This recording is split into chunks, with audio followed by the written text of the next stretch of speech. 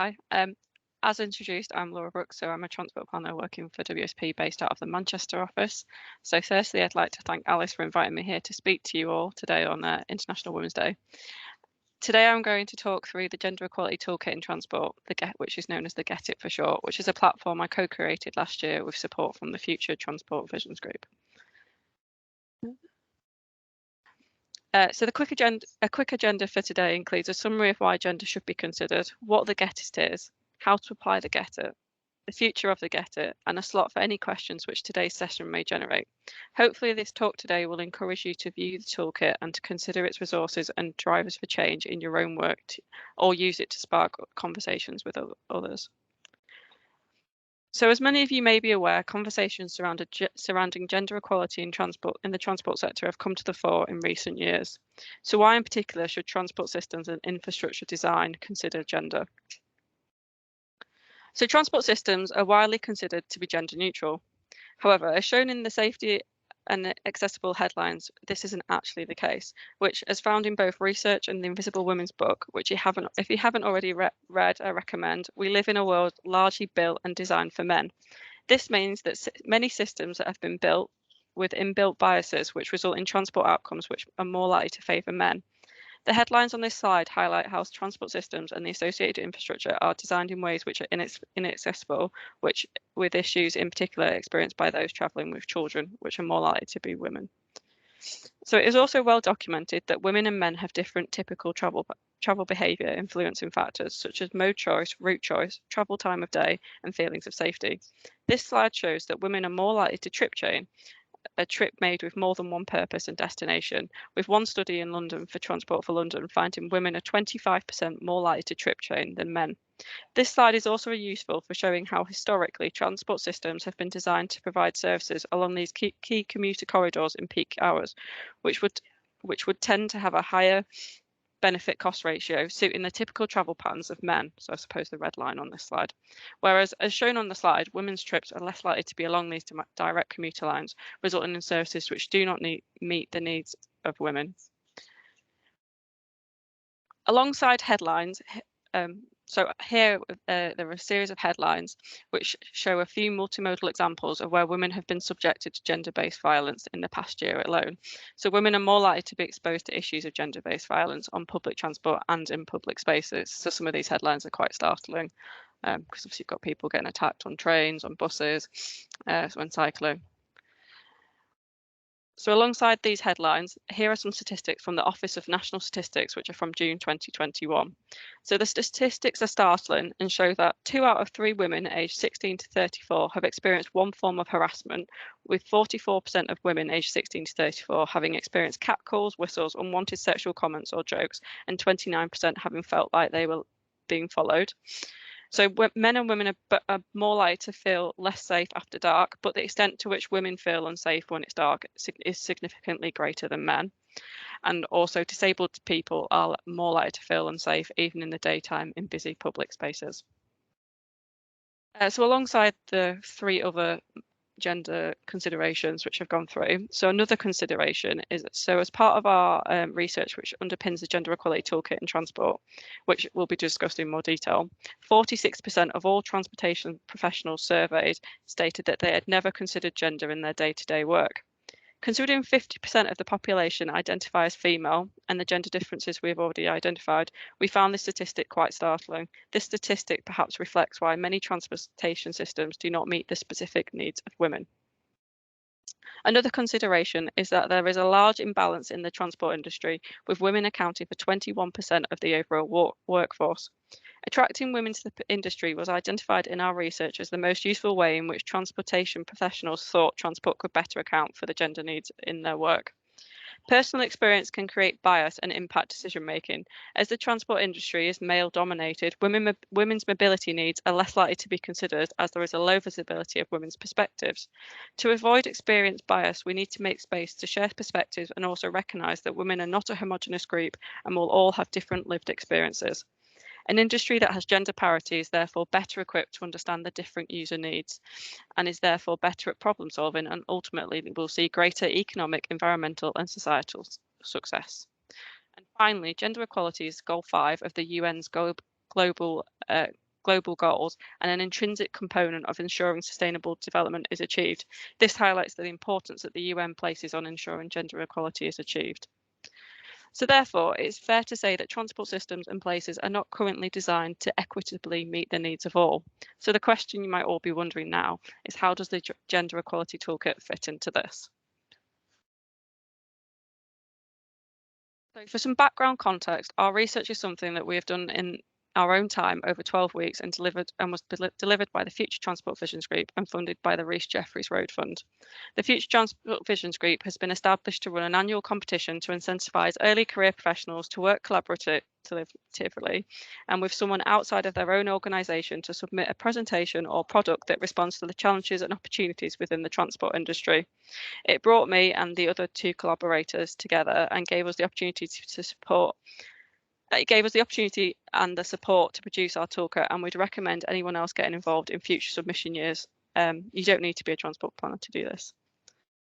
Why did we make the toolkit? So why we made the toolkit can be summarised into 3 main points. So the first point was that we found there was little evidence on what barriers there are to gender mainstreaming and what is preventing it from being utilised as a strategy to achieve gender equality. Finding these barriers allowed us to structure and help change the guidance that we wanted to present. So the second reason was that we found there is limited research that specifically includes direct insights from transport professionals, asking them their views and how they approach or would approach tackling gender equality issues. This was really the main reason why, as part of our research, we held an industry-wide survey and focus group sessions to discuss this issue in detail.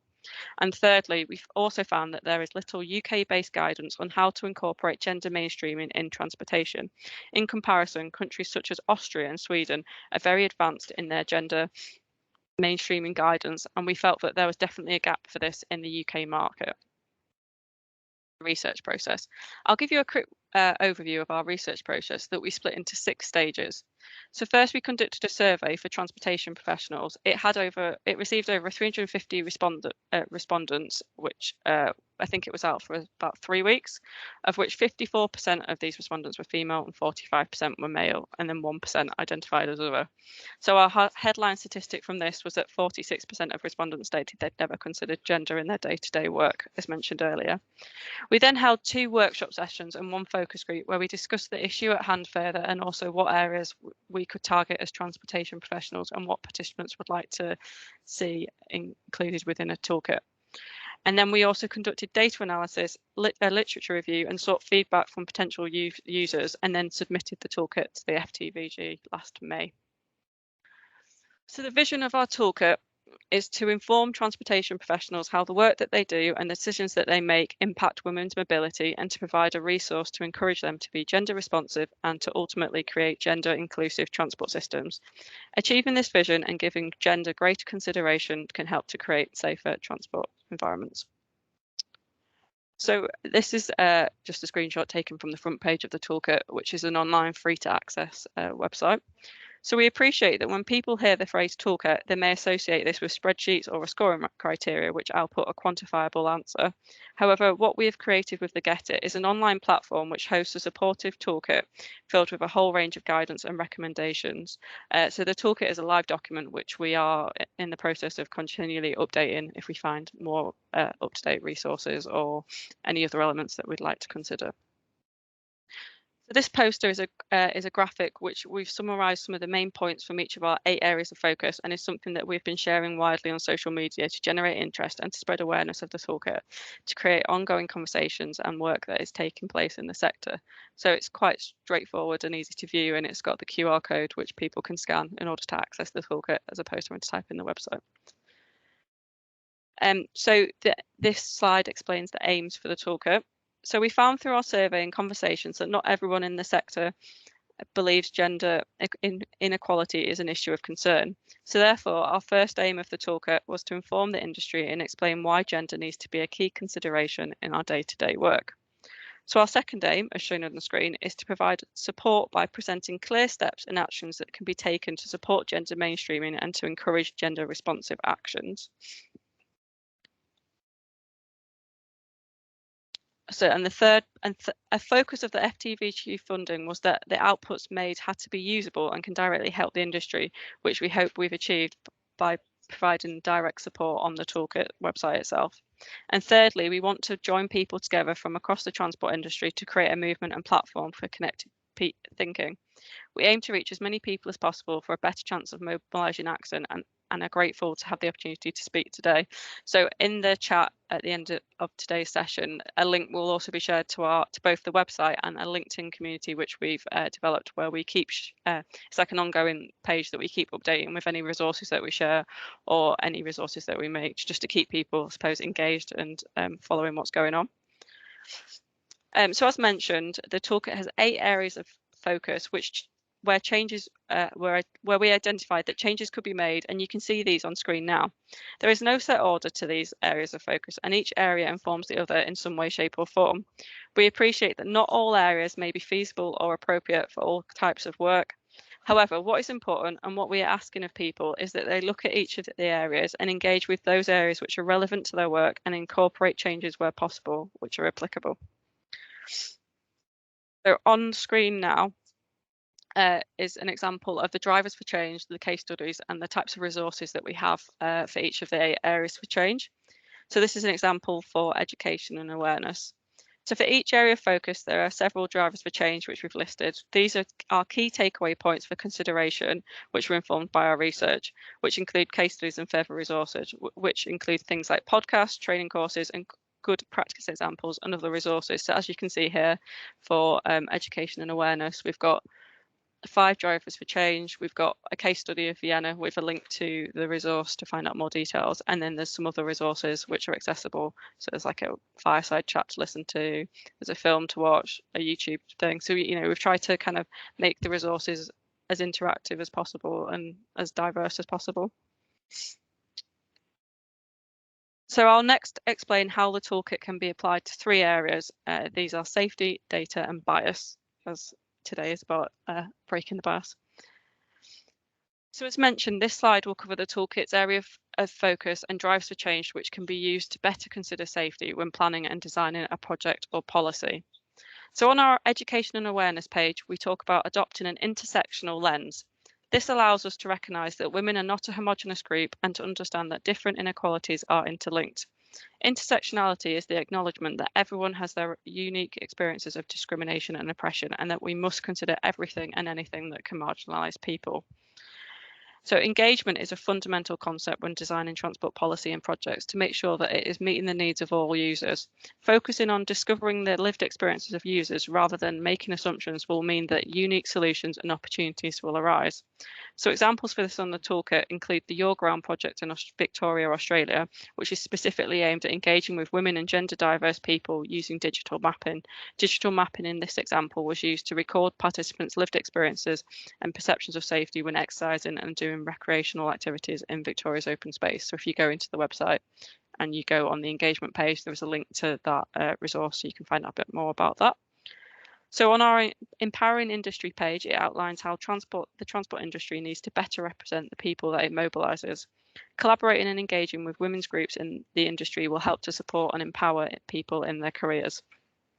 An example of this on the toolkit includes Transport for London's recent campaign, which they did alongside the British Transport Police and the Rail Delivery Group to tackle sexual harassment on the train network.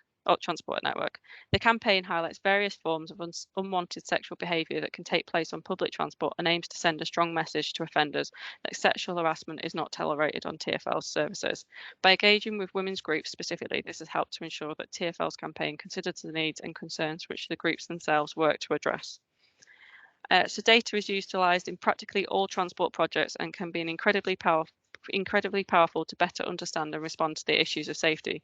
By including attitude and perception surveys, data can be valuable in identifying areas of concern and understanding how schemes are perceived, which can be different to how they are intended. An example of this is the research undertaken by the Rail Delivery Group into understanding the issues of unwanted sexual behaviour on the UK train network. As part of this work, they carried out both quantitative and qualitative survey methods to understand the first-hand experiences of rail users. They used attitude and perception surveys to identify areas of concern surrounding unwanted sexual behaviour. So from this example, you can see how you can apply the toolkit to various different concerns. So in this example, safety, and pull out points which are most relevant and can be acted on to seek change. So this handy graphic shows how the toolkit's area of focus and drivers for change can be used to better consider data when planning and designing a transport policy or project.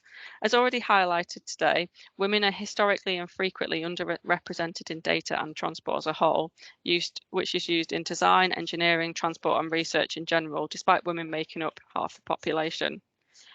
The data used is therefore heavily biased towards males and therefore likely to misrepresent the needs of women and fail to capture insights and opportunities for females. Therefore, in order to change this, I've picked out the following key drivers for change from some of our areas of focus. So on our education and awareness page, we talk about how challenging the status quo and business as usual to address gender inequality, that we need to transition away from business as usual so collecting gender disaggregated data becomes the norm.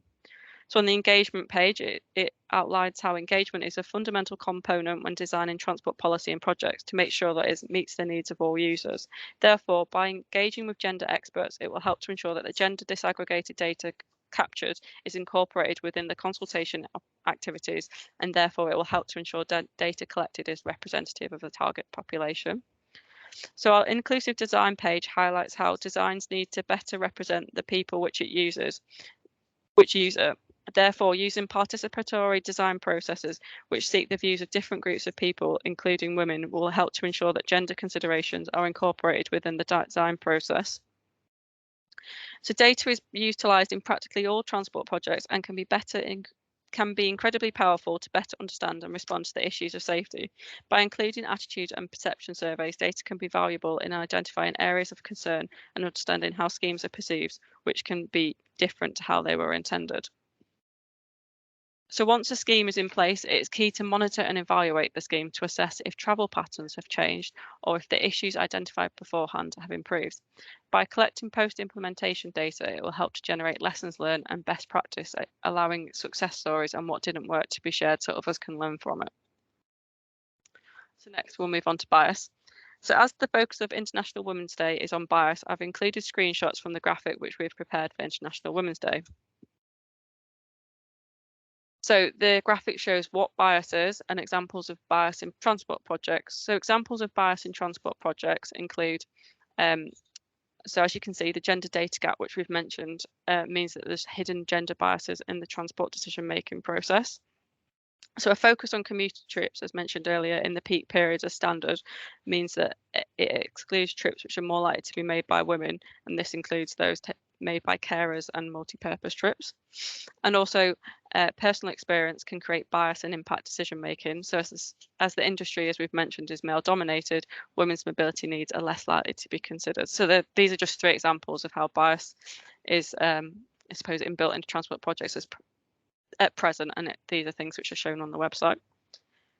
So this next slide shows examples of how you can break bias in transport, which includes collecting gender disaggregated data, which I know has been mentioned quite a lot today, by encouraging transport careers for women throughout their career lives. This is also highlighted on the toolkit, and by providing accessible consultation opportunities throughout the design and planning of transport.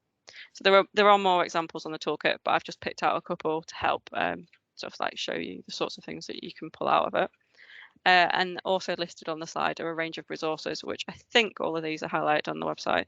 And these include LinkedIn training, a report which was written for the transport planning bursary, and examples of books, which also the Invisible Women books there, which is the one that I mentioned earlier, and it's the one which was kind of like the basis for us thinking about doing this research. So it's really eye-opening if you've not read that. So next I'm going to discuss what the future holds for the toolkit. So as shown on this slide, since producing the toolkit, we have spoken, presented and held workshops for a range of stakeholders, some of which I've displayed on the slide. So of note today, WSP are in the process of applying the toolkit to a series of live projects, which we hope to be able to case study in due course. So these will be case studied on the website, and it'll be the sort of thing that WSP will probably start promoting. This element is something which we hope to add to the toolkit itself, so other people will be able to see how it has been used, and this will help provide inspiration for how the toolkit can be used by others in future. So I'd like to reiterate this is an evolving piece of work that we're updating with new information and resources. So thank you for the time to present today. I know we've been a bit quicker than anticipated. And if you have any questions, there is time now to ask them, or please get in touch with any feedback that you may have. My email was on the first slide, and a link to the website and our LinkedIn page, I believe, is going to be shared in the chat if it's not already been shared. Thanks, Laura. That was great. Yeah, we have shared the toolkit and the LinkedIn page on the chat bar, so hopefully everyone can see that. We've had a little comment said about the book. The book is amazing. Read it when it first came out and have reread it. Be prepared to be a little angry and then empowered when reading it. It's a brilliant investment of time, which is great. I think we've just got a few more people typing some questions through, so I'll just wait for those to come through and I can read them out.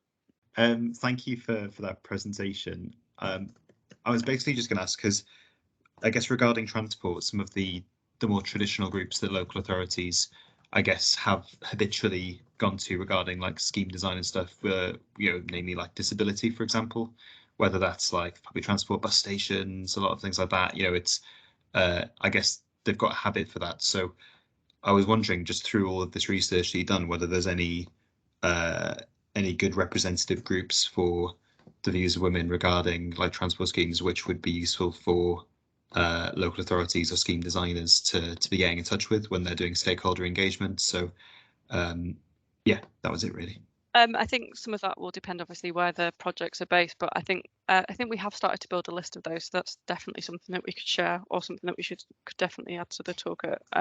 But from the conversations that we've had with local authorities, they do seem to be quite receptive and quite interested in knowing that what they can do to improve as part of this aspect when designing and building transport projects. I know there is some work that WSP are doing with a couple of local authorities which have specifically asked for it to be included. So I think it'll be interesting to see how that evolves and what that results in, because I think it's ranging from a couple of like local plans that want to consider it, and some other just scheme design projects. So I think through that, I think we'll start to build up a bit of a database of how it has been used and best practice for how it can be used, if that makes sense. Yeah, thank you. Just read out a couple of the others that have come through. Are you finding any interest in any specific areas of the toolkit, parts that clients or customers are most interested in? I think in general, people seem to have just taken a holistic view and looking at it as like a whole entity in itself. But I think there's definitely been a lot of concern like interest in inclusive design, because of obviously the safety elements, and data, because I suppose data's what's used to help derive the answers or funding decisions, isn't it? So we've definitely had quite a lot of interest in those two. Okay. I work in an organisation where there are 0 women in senior positions. Have you experienced applying the toolkit in a similar organisation? So from the research and from the, I suppose, what we've done since, things like the gender decoder have been shown to be quite useful. So that there's a link to it on the toolkit, but basically it's a online decoder, and you put your job advert information into that, and then it will tell you whether the words used in it are mainly masculine, feminine, or gender neutral. I suppose that's something which can be used to help bring people into the industry. I think some of it's getting people into senior positions. Some of it's just going to be due as a result of time, because obviously if there's women there at the bottom, it's going to take time for them to move up, sort of thing. So I think I'm not sure if that quite answers the question, but I think things like the gender decoder, have definitely started to be useful for those sorts of things, because I think people aren't necessarily aware that the words that they use can have different connotations. Yeah, sure. Okay, there was some talk about women being more likely to travel chain. Have you come across this, and can you explain why? So that was mentioned in one of the slides. I can't remember which one it was. One of the ones at the start as the second reason why gender should be considered. So yeah, I think there was a survey by TfL that found that women are 25% more likely to trip chain than men, and from the information or research that we've done, it seems to be as a result of like making care trips, or sort of things like taking kids to school, going to the shops, going to work. It seems to be those sort of elements which are the reason why they're more likely to trip chain. But the research that we've looked at is all from before COVID So it might be interesting to look now and see whether that's changed as a result of COVID, because obviously people aren't going to work the same ways, and people are working from homes and things, so it might actually be not quite as big a difference between the women and the men that do trip train. Okay. Is the advancement of data, its use, collection, and the systems in transport key to this? It feels that some of the transport networks in Wales are not as advanced as in other parts of the UK. So how key is this to the use or adoption of the toolkit? Sorry, I didn't quite get the question there. Is the question whether data is useful, or is the question whether in order to use the toolkit you need the data? Sorry, one second.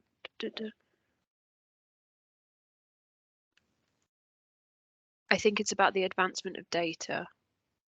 Yeah, Okay. obviously the advancement of data is crucial, because obviously if you can see the gender differences, it'll highlight, I suppose, some of the changes that need to be made. And obviously if you've got the data, that can help to be able to get the funding to make decisions based on it.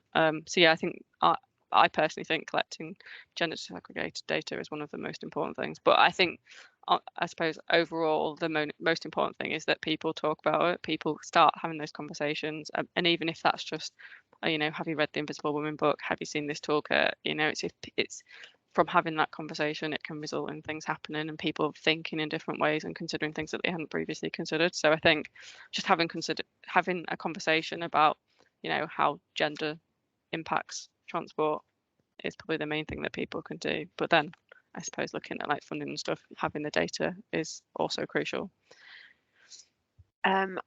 I think Kate was trying to say that the systems in Wales, like the transport systems, aren't as advanced as some areas of the UK, and how does that affect the toolkit, I think?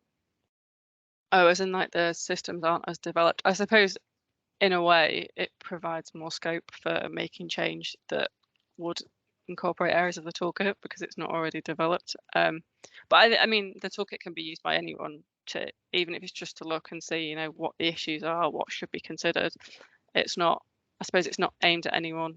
It's obviously it's aimed at transport professionals, but like I suppose anyone can look at it, anyone can view it. But I suppose if the system's not there already, it provides better scope for change to move forward.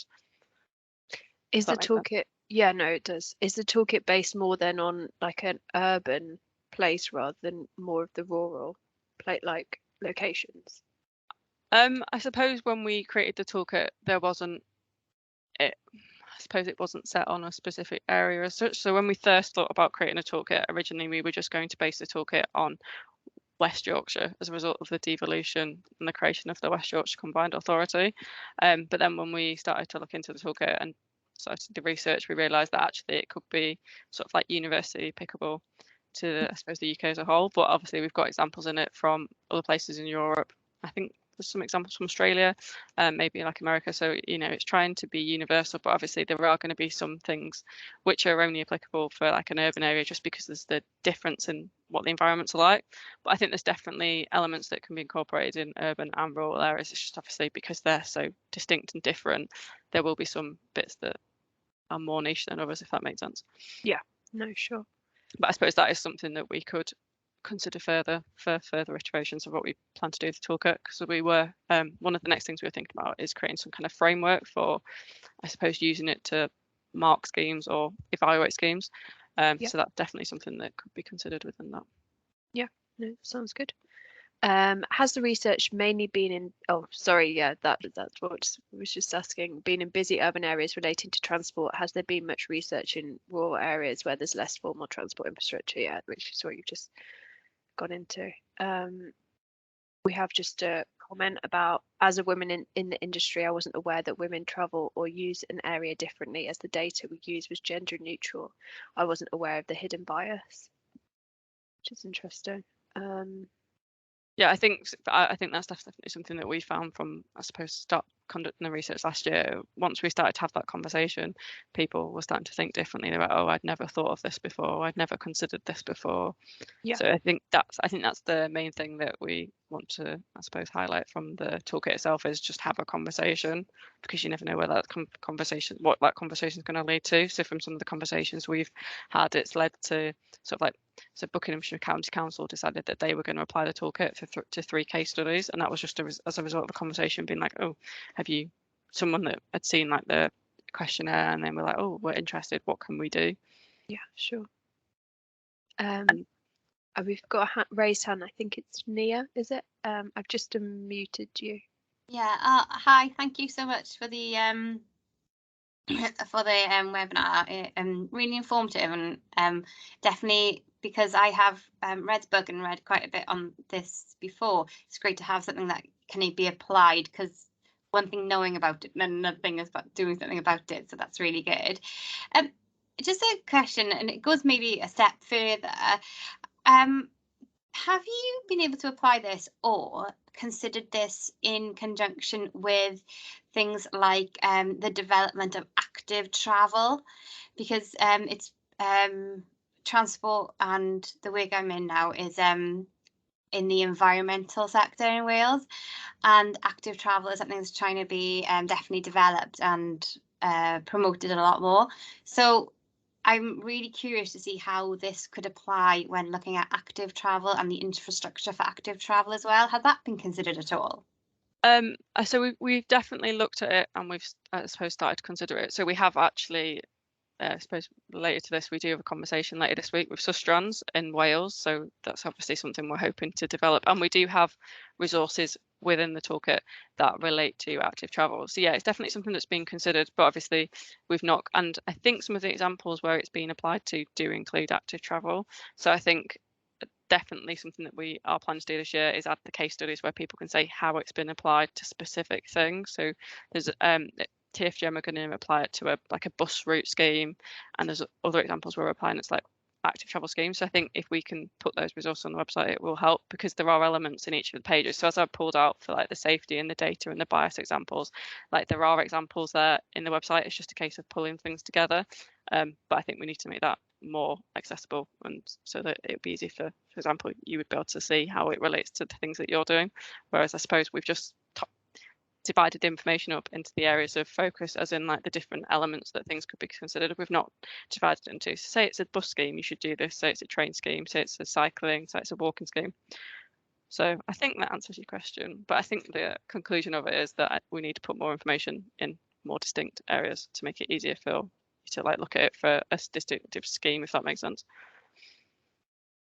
Yes, it does make sense. Thank you. It's great to know that, because yeah, it's just a personal thing for me as well with cycling or walking, running. I think active travel is something that needs to be developed, and having this as part of when it's being developed at the minute is really important. So thanks. Yeah, well, I'll follow that one up with the other collaborators and see what we can do to make that a bit more accessible on the website, so that it's easier for people to see. That's great. Got another question through. Have you developed a metric to score the accessibility of different models / schemes, so we can see what is good practice? So that is, I think that's the next thing that we're going, because obviously this is something that we've done in our own time, so it's not something that WSP or Mott McDonald's or TFGM, so the other companies that the other girls that I created it for, have had any involvement with today, and it's something that we've just done in our, I suppose, spare time. But one of the things that the next thing that we are moving on to is creating a framework with like quantifiable metrics and things, so that you would be able to do the element that you've just discussed. But obviously when we created the toolkit, we had 12 weeks, and this was 12 weeks besides our day-to-day jobs and everything else, and all FTVG originally asked for was just a PDF poster, so which was the element that I've also showed you. So the toolkit itself has been in addition to that. But yeah, the metric is something that we are working on now. It's just deciding what metrics should be included and how accessible and applicable it is, because obviously it's all well and good having a scoring criteria, but if it just becomes a tick box exercise, how valuable is it? Or is it valuable as like a starting process? And then once that becomes, I suppose, like a business as usual approach, would the tick scoring scheme supposed to be thrown out, because it's like, well, actually we do this anyway, so we don't actually need that table there. But that is also something that WSP are looking at the moment to develop. So either through the toolkit or through WSP, something of that nature is in the process of being developed. I'm just not sure who we're doing it with, if that makes sense. Yep. there was just one comment about is the toolkit continued to be developed and improved? So I think you've just answered that. Yeah, you're continuing. Yeah, so the toolkit is a live document. We are continually updating it with new resources, case studies, and any other information that I suppose is shared with us or we see. We also post some of those case studies and resources on our LinkedIn page, which I think has been shared. And yeah, so stuff is going on internally within WSP. There's definitely a big consideration within the transport sector to, you know, what can we do to consider protected characteristics and what can we develop. So there's elements within WSP, but then within the toolkit team ourselves, you know, we're updating the toolkit, and then we're also thinking of other elements, so like the framework. So that's something that we're thinking of, but also there's something that's going on at WSP. So stuff is happening. It's just, I suppose, getting to a place where that information can be publicised is sure. It just takes a bit of time, I suppose. Is there opportunities for getting involved with the research and developing the toolkit? Yeah, so I suppose if anyone has any resources or case studies that they think would be really useful, so they can be shared either on, you know, you can email us or post them on the LinkedIn group, or on our website we do have like a get in touch section. But yeah, we're always looking for ways in which we can collaborate with other people, or, you know, any links with like local authorities who might want to learn more or know more, or those sorts of things. So yeah, we're definitely up for collaboration. It's just, I suppose, as a beginning with like the FTVG stuff, it was just the three of us. So we've done, I suppose, producing the toolkit was just something we did together, and then as a result of that, we've, you know, since that collaborated and built links. But yeah, it's definitely something that we'd be interested in. I'll share your email address at the end, and on some emails, follow-up email that I send around. So if anyone does want to get in touch with Laura, then you can do. Next question. Interestingly, I would imagine some of our governments and local authority clients have the interests of the wider travelling public to consider, not just professionals in a professional capacity. I'm sure there could be some connection we could make with them on any consultations that they have done.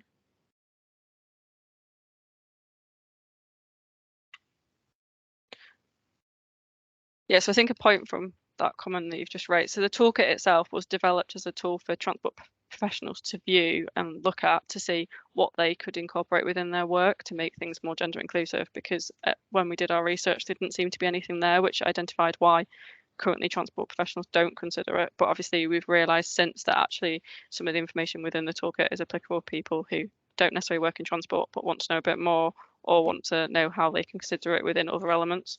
So some of like the stakeholder engagement stuff or the inclusive design, you know, it's not necessarily transport, but it does fit, if that makes sense. Yep. I believe information about our area in North and Mid Wales, where it's very rural and very tourist intensive, could be interesting for further development. Just a comment. Oh yeah, if you've got anything you think would be useful, or like any further conversations you'd like to have as a result of it, yeah, please get in touch. More than interested to keep the conversation going. Yeah, definitely. We've just got another couple of people typing some messages. I'll just do a bit of housekeeping whilst I wait for those messages to come through. So as usual, the slides and recording will be uploaded onto the SharePoint and the Teams site. So let me know if you have any problems accessing either of the channels. I'll also be emailing around a feedback set. So I think we'll end the webinar there, if that's okay.